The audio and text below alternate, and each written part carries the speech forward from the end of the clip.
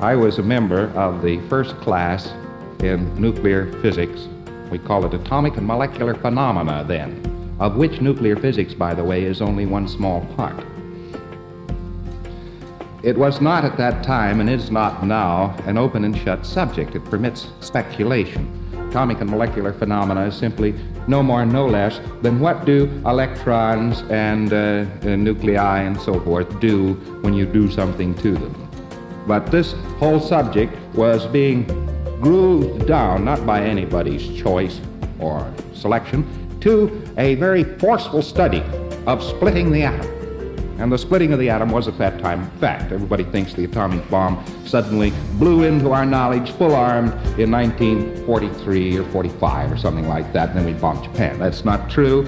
The atomic bomb technology and so forth was developed rather fully for decades before anybody put it to use. It required somebody to sit down to a desk and write a check. The technology was there. But the money, the tremendous quantity of money necessary to develop nuclear physics was not written. But nearly all nuclear physicists, atomic and molecular phenomena boys, Buck Rogers boys, we were known as, Buck Rogers, the comic strip character, space opera and so forth.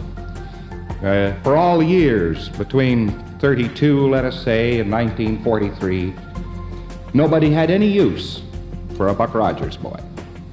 There was nothing he could be used for. So after I finished training, the Depression was on us in full, and it was obvious that the only use to which you could put this Buck Rogers information was, of course, science fiction. And like so many of the boys who studied in that field, I did. I wrote science fiction for years.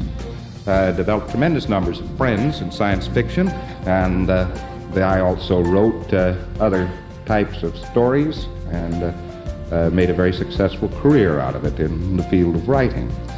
But as far as nuclear physics is concerned, the only use I ever made of any of the material, directly and intimately, was to try to define the tiniest particle or wavelength of energy in this universe. I went out on this subject as a special subject on which I wished to base a thesis, and suddenly realized that I probably would find that small particle in the human mind.